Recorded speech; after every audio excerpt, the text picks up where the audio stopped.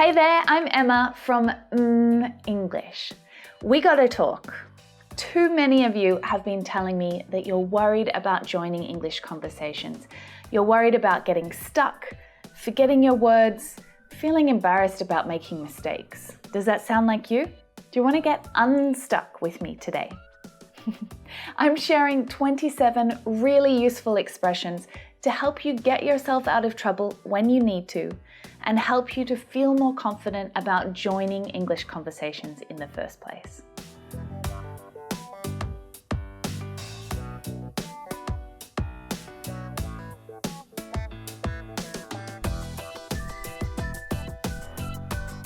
There's something that my students often forget. That every confident English speaker, whether they're native or non-native, uses the strategies that I'm sharing today to help them communicate. That's right. Native English speakers use these techniques all the time. It's a natural part of communicating. We don't always know what we want to say, and it doesn't always come out perfectly either. What confident English speakers know how to do is quickly get themselves out of trouble if they need to. If they get stuck in the conversation, they know how to fix it. And there are plenty of English phrases and expressions that will help you in these situations. So when you get stuck, or when you can't find the right words, or you forget what you wanted to say, and you start feeling your confidence slipping away, or the heat rising up in your neck. Maybe you freeze. Has this ever happened to you? The thing is, and I'm sorry to be the one to say this, the thing is, this experience is never going to end. So it's something that you need to learn to live with, right? And just become more comfortable with. And when that happens, you'll be able to get yourself out of trouble quickly and automatically.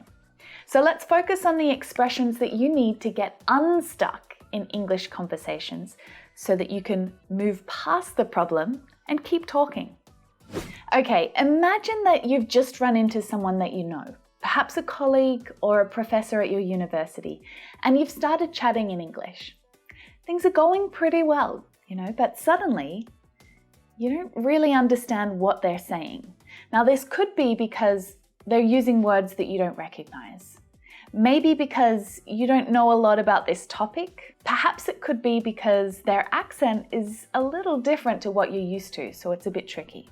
So in these situations, you could say, "I'm sorry, I didn't catch that. Could you repeat what you said? I'm sorry, I'm not following you."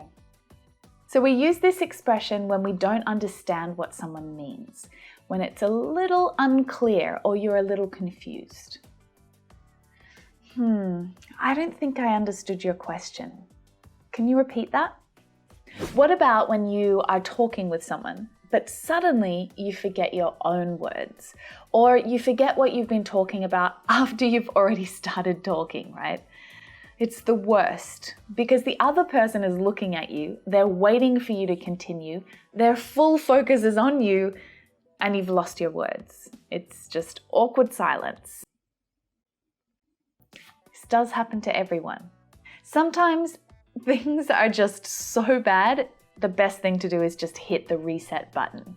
Now I'm going to talk about that in a minute, but firstly, what can you say when you forget your words? Listen to what I say, but also watch how I say it. It's really important. What's that word again? It's on the tip of my tongue. We use this idiom to describe that really familiar feeling, when we've lost a word, but it's so close in our minds. It's like right there, we just can't get to it. You're trying to remember that word. I'm sorry, I've had a mental blank. I can't remember the word in English. Now at this point, the person that you're talking to will probably try and help you to remember or remind you of the word. You could even say, I have no idea how to say this in English. Maybe you can help me if I explain what I'm trying to say. But even if you can't find the word, don't let it stop you. Simply say something like, Oh, that's so annoying. Never mind. And then change the topic. You could say, let's move on.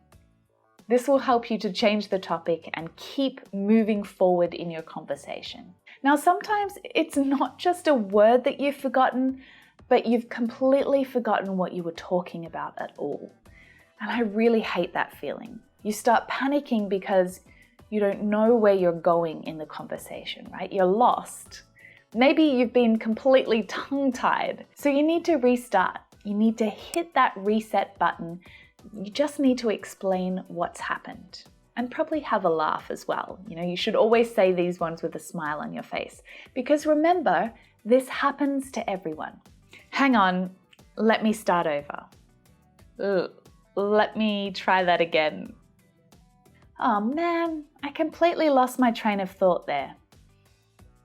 I'm so sorry. I've completely forgotten what I was talking about. Hopefully it'll come back to me in a few moments.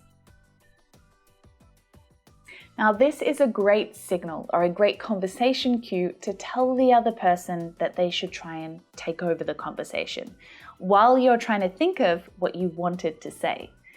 Hopefully it'll come back to me in a moment. Now, if you suggest that you're thinking or you need that extra time, the other person should interject. Honesty is really important in conversations. When you explain what's happened, then everyone else understands, right? If someone is listening to you speak and then you somehow get stuck, well, all of the expressions that we just went through are going to help explain what happened and then give clues to the person who's listening to you so that they can help you out. A teeny tiny little reminder. A conversation is not a test. The other person is not there to challenge you or to make you mess up or to make fun of you. They're going to help you to keep going in your conversation if you give them the right clues. If you help them to understand what's happening, then they can help you to find the right word or to change the topic. This is a completely normal part of English conversation.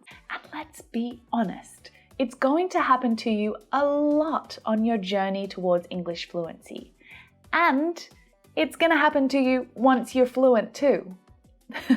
So it's a really good thing that you're here and you're getting the tools that you need to have successful conversations, even if you mess up. There are plenty of times when you just don't know what to say, right? Because you're not prepared or you've never thought about this topic or question before. You just have no idea what to say, right? So you need to buy some time. You need a little bit of extra time to think about your answer. And there are tons of different expressions that we use in English when this happens. Let me think about that for a minute. That's an interesting question. Let me think. That's tricky. I've never been asked that before. I'm not sure. Give me a second to think about it. Give me a moment to think about how to explain that in English. All of these sentences will give you some extra time, just a few seconds, so that you can take a deep breath, you can get your thoughts in order, and you can think about what you need to say next. If you're in a group, you could even direct the question towards someone else. I need some time to think about that. Does anyone else have an answer ready? You're sending the question on to someone else. Another really common situation, especially when you're at work, is when someone asks you to share an opinion or an idea about something, but they catch you off guard. You don't have anything ready to share with them about this topic, right? You don't know what to say, so you freeze. You start searching for words, but in that moment, it feels like every English word has escaped from your brain and gone somewhere else. So in this situation, you can try to return the question to them. I've never thought about that before. What about you? That's tricky. I've never been asked a question like that before. What do you think? Or even more casually, you could say, "What's your take?" or "What are your thoughts?" Now this does two things. The other person is going to start talking, right? So you'll have some time to think about your answer while they do that.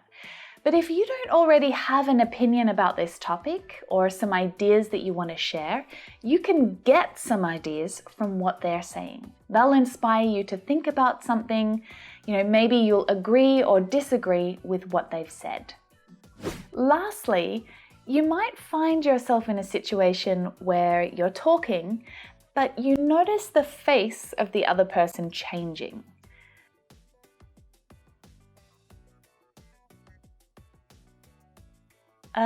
They don't seem to be understanding you.